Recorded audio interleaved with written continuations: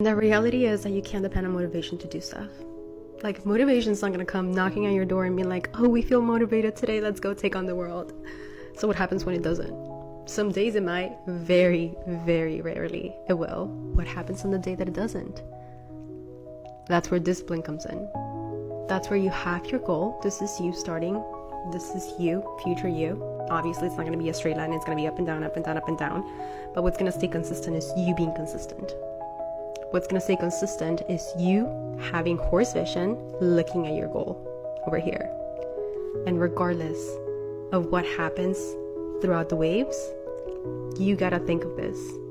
Regardless of your motivation, regardless of your fears, regardless of your imposter syndrome, regardless of absolutely anything. You don't feel like it? Not me either.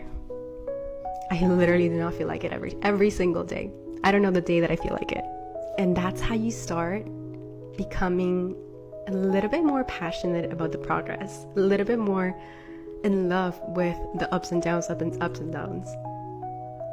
Like, sometimes you could think that, this is an example, you hate going to the gym, right? You think of the idea of getting up in the morning or getting off of work and going to the gym, and you're just like, I really don't want to. I hate going to the gym. Like, I don't like it. I'm not even good at it. But regardless of those feelings, you still do it. And you literally become so good at the gym that people start asking you, like, how do you do that? How do you do that deadlift? You did so good with that workout. Eventually, you start falling in love with that. You start falling in love with you going to the gym, working out, that feeling, that serotonin, that dopamine that you get from going to the gym and being consistent, and the act of working out itself. Like, you would have never gotten to that place where you absolutely adore the gym and you love it so much if you would have listened to that person that used to say, I hate the gym, and just never showed up.